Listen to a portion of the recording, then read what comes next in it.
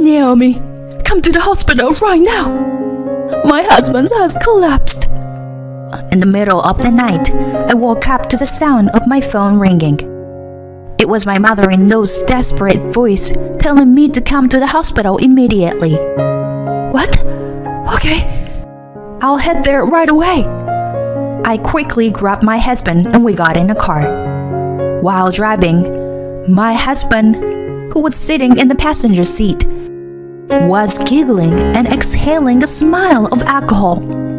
I couldn't help but wonder, why is he laughing in such a serious situation? As I drove, my husband continued to mutter strange things. Yeah, right. So Dad collapsed. He must have taken what I gave him. Good. Everything is going as planned. I felt my blood draining from my face. My heart was pounding in my chest. The only sound in the car was my husband's unsettling laughter. Now, I can become the president of the company. When he said that word, I changed the destination and made a sharp turn. My name is Naomi. It's been 3 years since I married my husband Steve, and we live alone without children. We do want children eventually, but for now, we've decided to focus on work after discussing it together. This is because Steve's father was the president of a printing company, which, although not a large corporation, was a well-known company in our local area. They handle a wide range of work, from corporate flyers to official government documents to web design. You can always see their work around town. Steve, being the only son and heir, quit his previous job and learned the business from his father after we got married. I also wanted to contribute, so I started working with Steve and my in-laws. We agreed not to have children yet, so we could concentrate on work, as there was still so much to learn. Although there were many things I didn't know as a beginner, the job was rewarding and fun every day. My father-in-law was a reserved and very strict person, but he was more serious about work than anyone else and was respected by both customers and employees. In contrast, my mother-in-law was a lovely and talkative person who paid attention to every detail and was always cheerful. I admired and loved my in-laws, especially the way they got along so well with each other. It made me imagine that Steve and I could also have a great future together. At first, I thought everything would go smoothly after we got married. However, Steve's attitude towards me changed a little after we were married. Although he had suggested we share the household chores as we both worked, he began to coming home later and later, until I was the only one doing all the housework.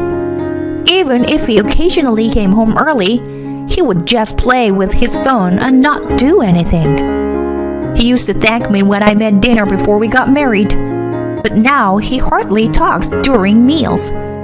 Lately, he has begun coming home late at night more often.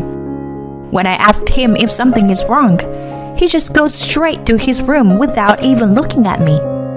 As these days continue, the once happy married life has become a pile of dissatisfaction towards my husband. When I complain about his attitude, he always responds in the same way. I'm a man who will become the CEO in the future. Know your place. At first, I was just surprised by my husband's terrible language. But as it continued, my disgust grew. Naturally, thoughts of divorce crossed my mind many times. But my in-laws were such nice people, and I didn't want to break off my relationship with them through divorce. The employees at my father-in-law's company were also good people, and the work itself was interesting.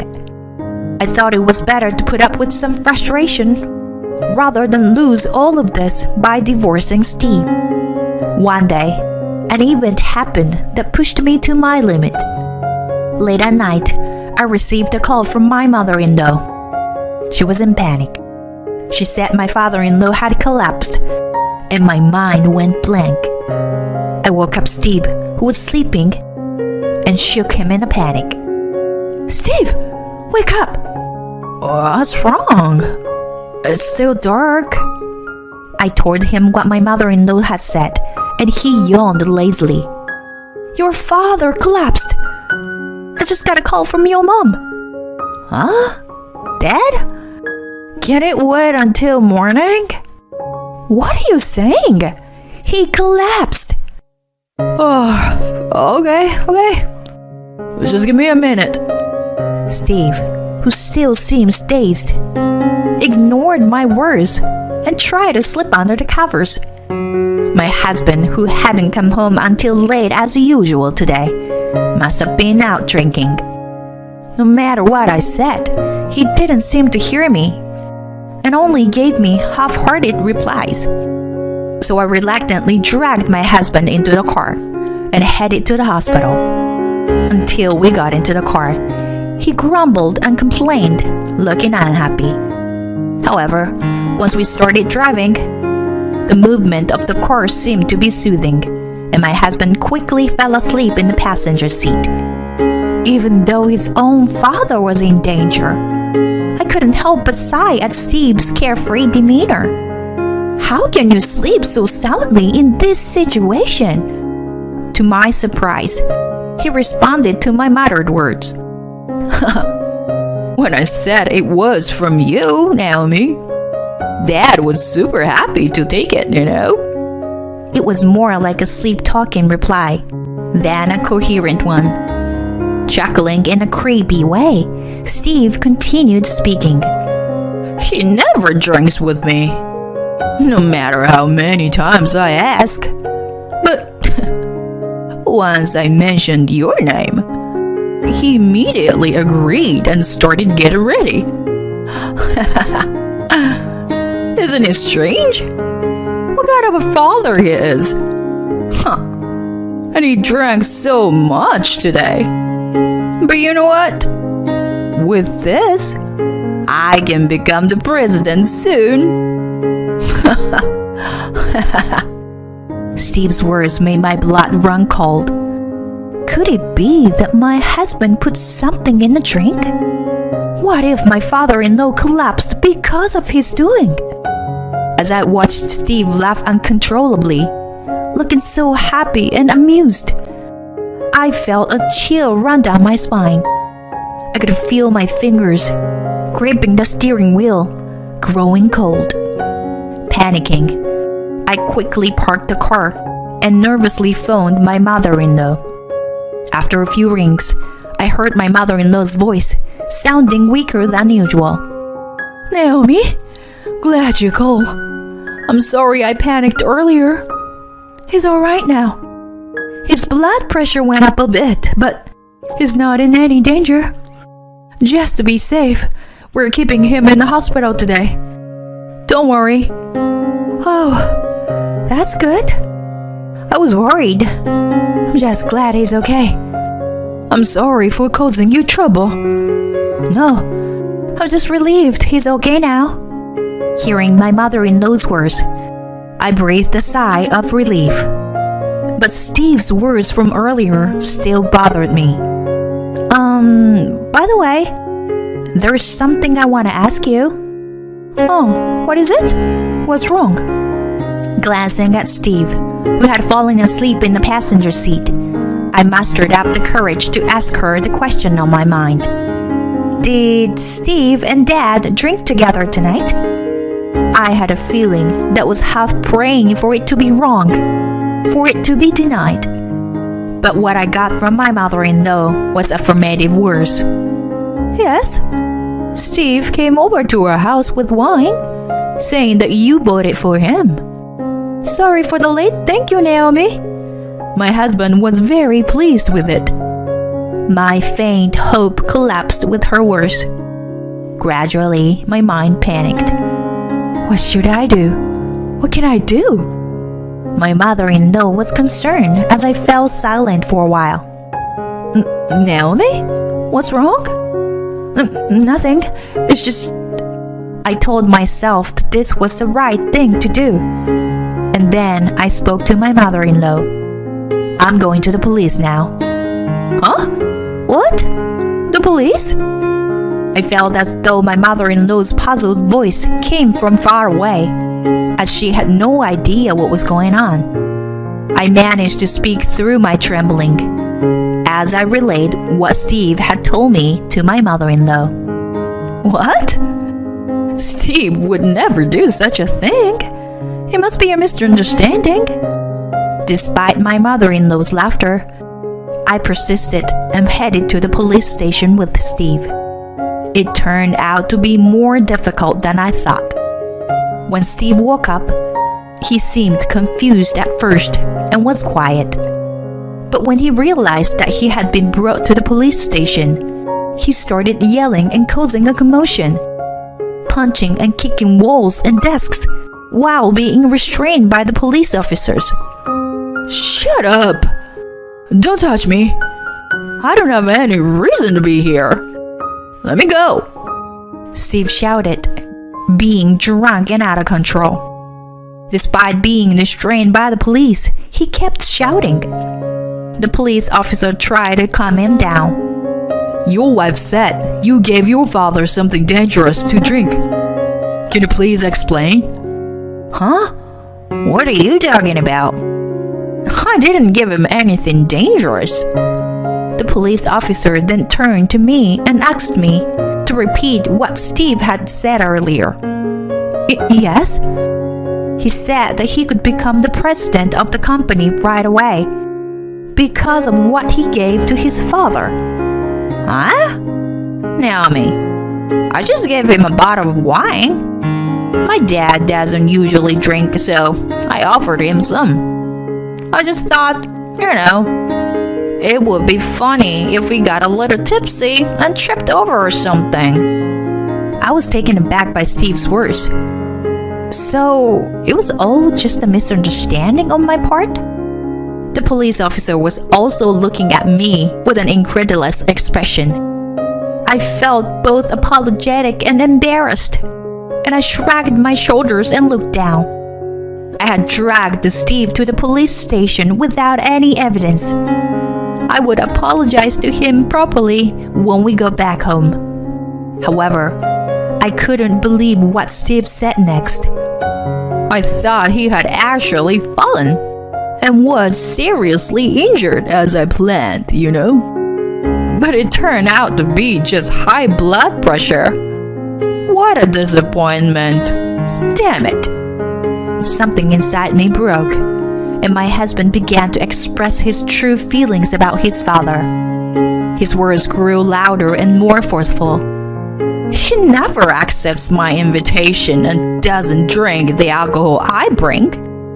But he happily drinks the wine when I told him it was from my wife. I mean, really, how sick is that? I'm his son, And he's all gooey over his son's wife. It's so disgusting. Steve started to rampage again, screaming. He was immediately subdued by police officers. But his repeated outbursts caused the situation to become uncontrollable. Eventually, it was resolved as a family dispute, and we went home in the early morning. The car ride home was very quiet, with Steve sleeping soundly next to me. While looking at him out of the corner of my eye, I made a decision. I would finally go through with the divorce that I had been thinking about, but unable to decide on until now. I believed that his behavior at the police station was his true nature all along. Living with Steve was no longer possible. We would never be the kind of couple that I had admired in my in-laws. Certainly, my father-in-law had been very good to me and had treated me with care.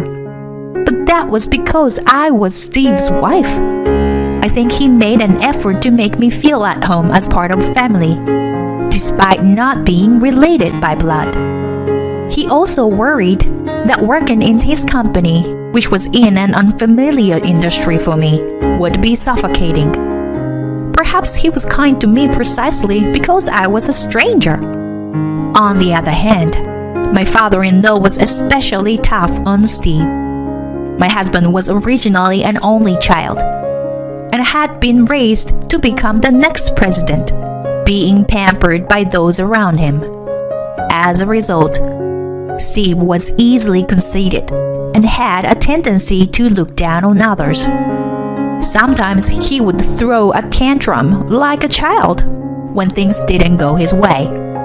My father-in-law had reportedly been particularly strict with Steve in order to raise him as the next president. Until Steve became independent, my father-in-law did not show a soft side to him, even rejecting his invitations to socialize outside of work. I had tried to provide support in my own way whenever Steve complained about his father, but it may have had the opposite effect. Steve never noticed my father-in-law's feelings, and instead, it resulted in him harboring resentment. Steve was not only unable to become independent, but also was a person who stayed out late partying and even encouraged his father to drink with the hope that he would get seriously injured. It was just sad that he had become so far removed from the kind of person his father had hoped he would be. I decided to have my father-in-law listen to the recordings I had made of Steve's conversation at the police station. My father-in-law became furious, and Steve ended up not only losing his chance to become the next president, but also losing his job at the company. Steve was essentially disowned by the family. He apologized to his father multiple times, but was not forgiving, and ultimately left the house with tears in his eyes. As for myself, Steve and I divorced, but it became a turning point in my life. I thought that I would no longer have any connection with my in-laws, but unexpectedly, I ended up inheriting the company as per my father-in-law's wish. He had started to seriously consider retirement after his recent health scare. Of course, at first, I hesitated to take on the role of president. However, since Steve was an only child and there was no one else to take over the company, I wanted to repay my in-laws in some small way. Now, although I am inexperienced, I am struggling every day as the president in order to continue the wishes of my in-laws. A few months after the divorce was finalized, my phone suddenly rang. The screen displayed an unexpected name. Naomi, it's me. What do you want, Steve? Even though it had been a long time, Steve called my name in a friendly way, which irritated me. I heard that my dad's company is in your hands now. It must be tough for you to handle it all alone. Thanks for your concern, but I'm doing just fine. Well, I know you were putting on a brave face, but it must be a heavy burden for you. I told you I'm doing just fine. Can I go? Hey, come on, Naomi. Listen, I've been thinking, why don't we give it another shot? What are you talking about? There's no way we can start over again. You are the kind of person who would hurt people for selfish desire. But I've changed now. Please, let's try again. Enough. I gotta go. Don't call me again. I hung up and immediately set my phone to block his calls. But the story didn't end there. Steve appeared at my office the next day. As I was walking from the company towards the parking lot, while chatting with a new employee after work, Steve and some other men approached us. Steve ran towards me while shouting something loudly. just like when he caused a disturbance at the police station before. It's sad that when you are really scared, you can't move or speak. And that's exactly how it was for me. I was frozen with fear and could only watch as Steve approached me. When he got close, I closed my eyes tightly, thinking it was all over. But then, there was a loud noise as something fell. "Are you okay?" I heard a panicked voice. When I cautiously opened my eyes, the new employee was looking at me with concern. Yeah, I'm okay. Thank you." "I'll call the police. Stay here." He explained the situation to the police on my behalf, as I was still in shock and couldn't do anything. Thanks to him, Steve and the other men were taken away by the police. It turns out that Steve had a grudge against me for rejecting his attempts to get back together and blocked his calls. The idea to ambush me at the company was suggested by his male acquaintances, who he met at a bar where he started hanging out until late at night during our marriage. These men also came up with the plan to get my father-in-law drunk and cause him serious injuries. Perhaps they wanted to enjoy some good times with his expense if Steve became the company president. If the new employee hadn't been there, I shudder to think what would have happened. He still worries about me and has been accompanying me to work. Although I feel a little guilty, I'm more grateful. Maybe I'll treat him to a meal as a thank you. Looking at him, who walks beside me, I picked out a delicious restaurant in my mind. After all, a bride is someone else's, so it's a waste to serve expensive coffee to someone like you. We'll have it ourselves. With that, my mother-in-law grinned. I see, well, it can't be helped. This is a game.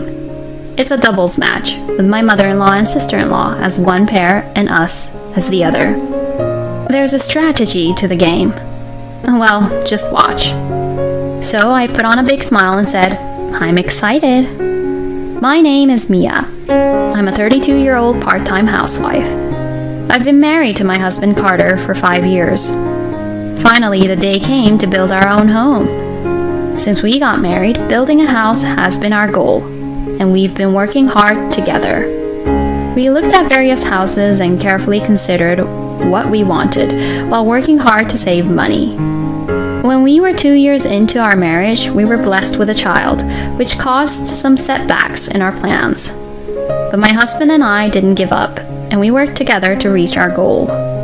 However, when it came time to actually build the house, it was more difficult than I had imagined. A house is a big purchase after all. You can't just buy another one if you make a mistake. It's not that easy. We had to consider things like transportation, convenience for shopping, a child-friendly environment, and the reputation of the elementary school district. We also had to consider if it would be easy for my husband, who is a full-time employee, to commute to work. There were so many things we had to research, and just looking for land was a struggle in itself. In the end, we settled near my husband's parents' house. It's not like we chose to live nearby because we liked it here. It's because the location was good. It's not like we're living together, so we decided we'll have to put up with some things. Once we found the land, it was time to order the house, but that was difficult too. There were a lot of problems to deal with, especially the budget, in order to build the ideal home we have been thinking about for so long. We managed to move forward step by step. However, there were complicating factors, namely my mother-in-law and my sister-in-law, Isabella. For some reason, these two kept interfering and giving their opinions. When we said we were going to build a house, they suddenly became very interested. My mother-in-law's eyes lit up, and my single sister-in-law, who was in her late 20s, was eager as well. Where are you going to build it? Which construction company are you going to use? What kind of interior are you going to have? She kept asking all kinds of questions. I tried to brush her off with vague answers, but then she started showing up uninvited to meetings with a construction company and architect. I wonder where she heard about them. As I muttered to myself, my husband apologized. Sorry, I talked about it with her. My husband was the culprit. Even if I glared at him and asked what he was thinking, it was too late. Oh, don't you think the kitchen storage is too small? My mother-in-law chimed in, and then Isabella added, A wood deck is a must-have, right? Someone please sew these two's mouths shut. If you're going to have a barbecue in the garden, it's better to have a large sink. A walk-in closet should be bigger.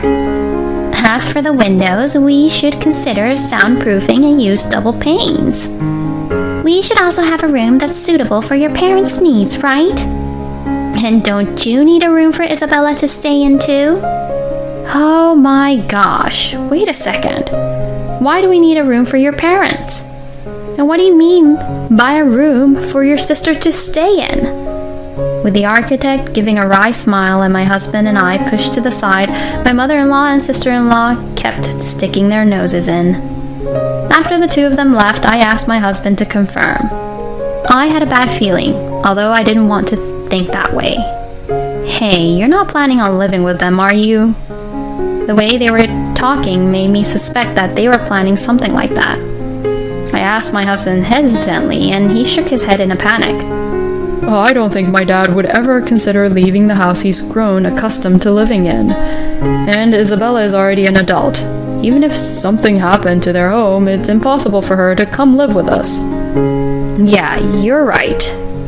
Carter denied it, but my anxiety didn't go away. We somehow managed to ignore the interference of my mother-in-law and sister-in-law, and the design of the house was decided, and construction began. And 1 year later, our long-cherished dream home was finally completed. It was tough, it was long, and oh, it was tedious.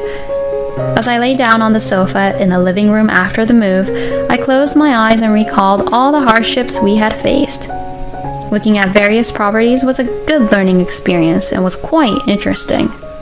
Hey Mom, is it okay if I put my cup here? Sure, why not? Then let's put mine and Isabella's stuff in this corner of the cupboard. At times, the comments of the architect made me realize the difference between my ideal home and the reality, which was a bit discouraging. The upstairs room should have good sunlight, right? Can I have the biggest room?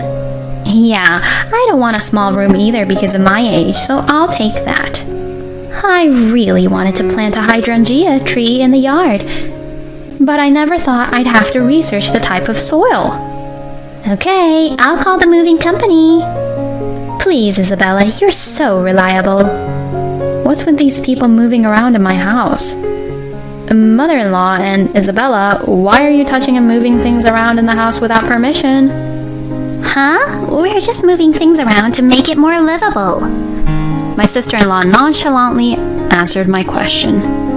My clothes, which I haven't taken out of the box yet, were pushed into a corner while my sister-in-law's clothes were mysteriously being put in the closet.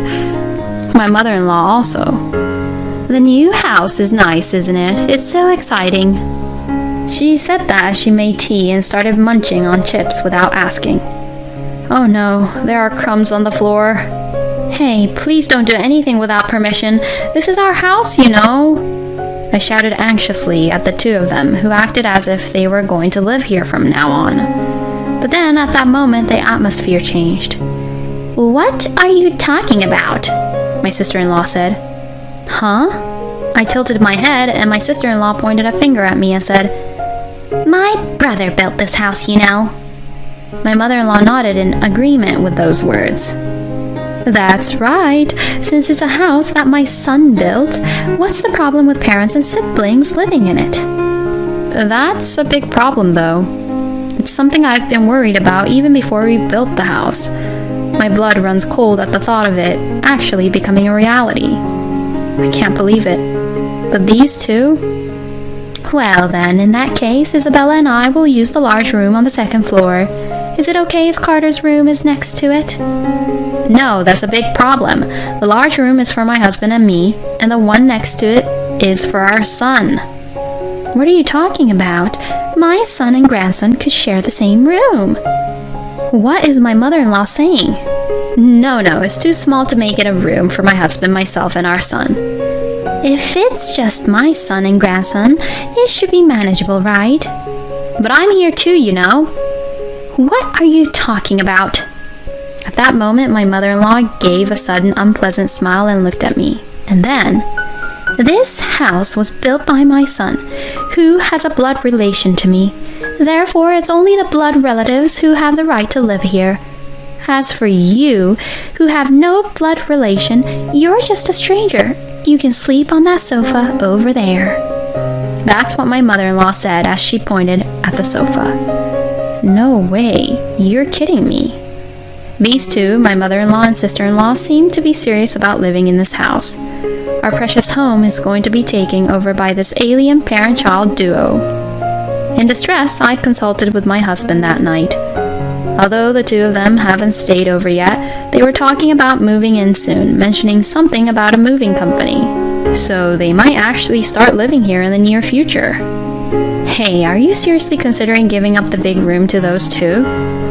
No way, I wouldn't do that. When I told my husband what had happened today, he frowned. But they're talking about turning our room into your mother-in-law's and Isabella's room. That's a little too much. My husband looked troubled and tilted his head, but he talked to my mother-in-law and sister-in-law the next day. And I thought they understood, but... Huh? Mother-in-law, what are you doing? What does it look like? We're moving. She didn't understand at all. When my son was at daycare and my husband was at work, my mother-in-law and movers came to our house. Before I knew it, the movers were bringing in boxes and furniture. What do you mean moving? Honestly, you're such an inflexible daughter-in-law. Why should we have to put up with a small room? You're such an ungrateful child. You're just a stranger after all. Did you not hear anything from your son? Of course, he said the big room was a no-go. Hey, the conversation got narrower, didn't it? I mean, they can't even live in this house to begin with. While I was still in shock, all the items were brought in. The place where my son's room was supposed to be was now occupied by a large number of boxes, and my sister-in-law Isabella came in. Wow, this room is really small. Isabella, what in the world is going on here? Oh, Mia, I'm glad to see you today. Let's celebrate our first day in this new house with some steaks, shall we? What? No. Without even listening to me, my mother-in-law and sister-in-law disappeared into the room and slammed the door shut. Thanks to the surprise attack by my mother-in-law and sister-in-law, our new home had fallen into enemy hands. In no time, we had started living together with the occupying forces. I'm not really comfortable with being solely responsible for cleaning, laundry, and cooking, and it doesn't feel great to have our things used without our permission. However, even though we were living together, I couldn't exactly tell them not to use our things. As I was thinking this, my sister-in-law brought out a wine bottle. It's something I bought because I wanted to drink it, I said. But before I could even finish, she had already drunk it all in no time. As I sighed, I saw my mother-in-law using my expensive facial lotion excessively in the corner of my eye. That's an expensive one. It seemed like they had ordered steak, but of course I was the one who had to pay for it. I quickly prepared it, but I couldn't even have a single slice. My mother-in-law and sister-in-law take baths before my husband, my son, and me. On top of that, they leave the shower running while they take a bath. They don't contribute to the utility bills. They watch TV at high volume until late at night. The house is always messy and dirty. My motto is always to stay positive, but gradually the absurdity of the situation has become amusing to me. So I have decided to just enjoy it. This is a game of entertaining my mother-in-law and sister-in-law to the fullest. I've heard that irritation is the skin's worst enemy. Now let the hospitality tournament begin. On a certain day off, during the daytime when my husband and child were also at home, my sister-in-law woke up scratching her head. Good morning, good morning. Without even hearing the voice in my heart, my sister-in-law sat down at the dining table and... I'm so sleepy. Didn't get enough sleep. Do you have any coffee? She looked at me and asked, sleeping until noon and still feeling tired. Then similarly, the slow-to-rise mother-in-law got up. And the same thing happened. Hey, Mia, could you make some coffee for us? Upon hearing this, I stood up. This is a game. A game. If I can impress these two, then I win. While thinking that, I opened the cabinet with coffee inside. Let's see, I think I bought some new instant coffee yesterday. It was a slightly more expensive instant coffee than usual. I was excited. I showed it with a smug look, but tilted my head at the two dismayed faces. Huh? You don't like this one? Then my sister-in-law stood up and started rummaging through the shelves. And then, oh, here it is, she said, taking out some coffee beans. Oh, my husband got these as a souvenir from his boss. They were high-quality coffee beans. We can't make use of whole coffee beans in our home, so they've been lying around unused. My sister-in-law misunderstood my expression and smirked. What's this? Keeping such good beans hidden away? Your personality is really bad, Mia. Huh? My mother-in-law nodded at my sister-in-law's words. Yeah, that's right. It's a shame to waste delicious coffee on us, who are blood relatives, isn't it? You really are an outsider. It's such a waste to give this premium coffee to someone like you who's just a stranger. Huh? We'll drink this fine coffee you gave us. Instant coffee is good enough for you, stranger. My mother-in-law laughed. I don't understand the conversation, but there's no interpreter here. I was wondering what to do with the coffee beans, so I'm actually grateful that they're willing to consume them. Looking at my husband and seeing him nod, I said, It's fine, I'm happy to do it, and then chuckled twice. They probably didn't expect that kind of response from me. Huh? My mother-in-law was surprised. Ignoring their comments, I received the coffee beans from my sister-in-law. Well then, I'll make some delicious coffee now. Huh? Okay, sure, go ahead. My sister-in-law seemed bewildered by my smiling face. Rolling up my sleeves in front of her, I was fully motivated and determined. All right, let the game begin. I'll make some delicious coffee. However, as I opened the bag and looked at the beans in front of me, I felt a bit puzzled. I'll call my worried-looking husband over here and ask for his advice.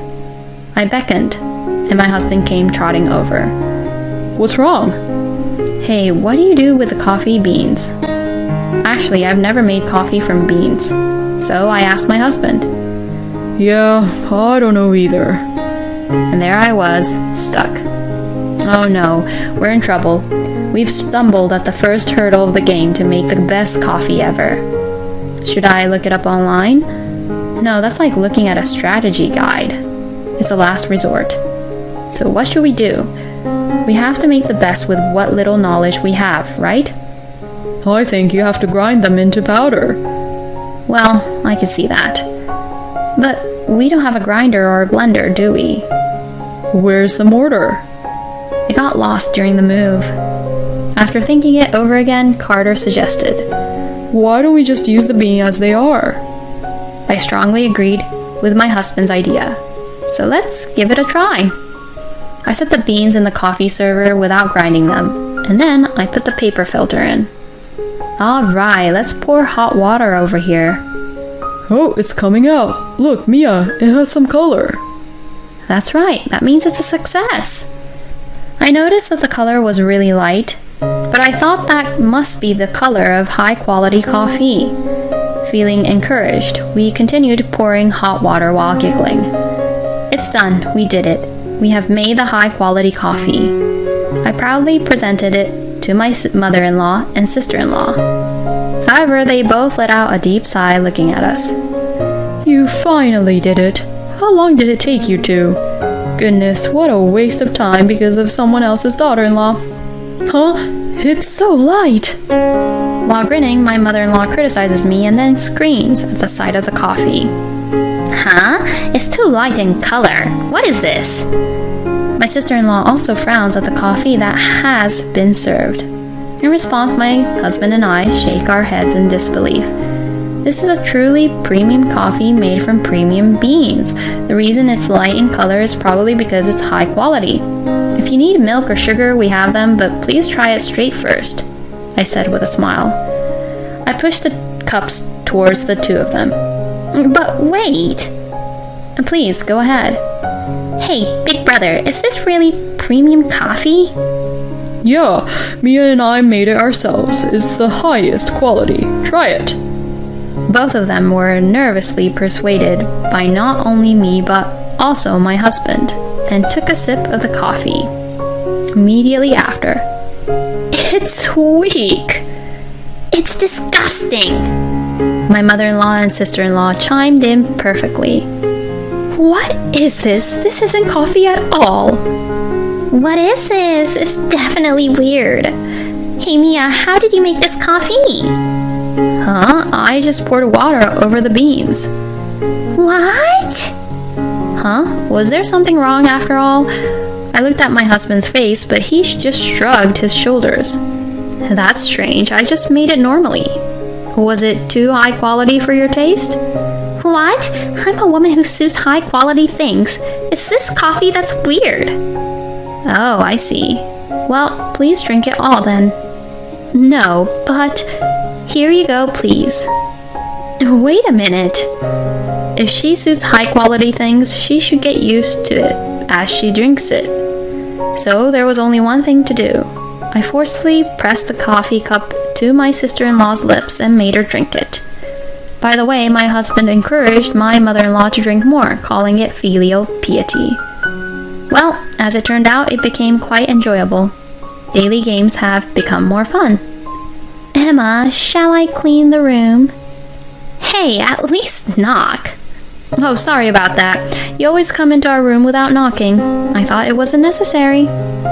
Isabella, I think everything on the floor is garbage. Shall I throw it all away? Oh my god, that's a premium bag! Mother-in-law, you mentioned yesterday that the seasoning was too light, so I made it a bit stronger today. What? It's too spicy. This isn't strong, it's just spicy. My mouth is on fire. Isabella, I see that you like the toner I have, but I have something even better for your skin. It has a unique smell, but it's really good for your skin. It stinks! What is this? Don't just put it on my face without permission. As the game of pleasing them both becomes more and more fun, I ramp up my service spirit and entertain them more and more. Since both of them are crying tears of joy, I am the winner. Although my husband also tries his best, I have the advantage since I spend more time with the two of them.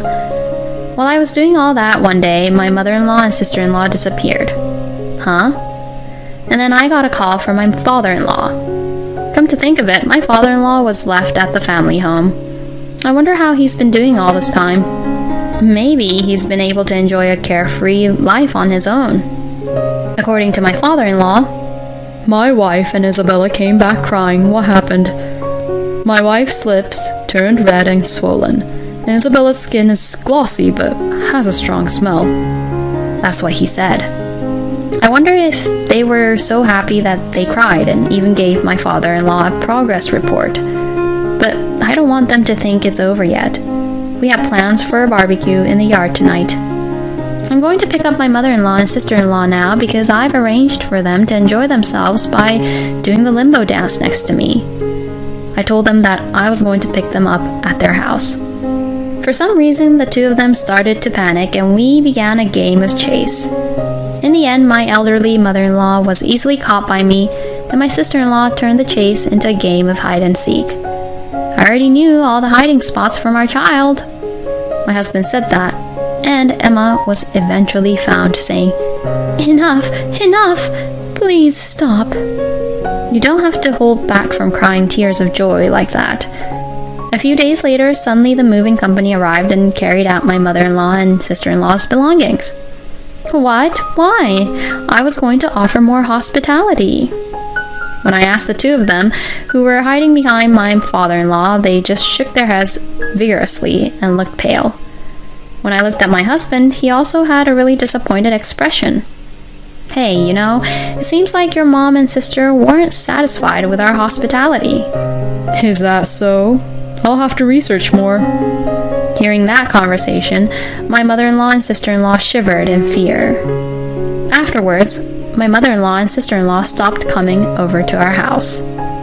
On the contrary, even though they live nearby and we often run into each other, when I greet them with a hello, they run away within seconds. Oh well, I guess it's fine. With the two of them gone, peaceful days returned. We successfully redecorated their room and turned it into our son's room. We even started talking about having another child.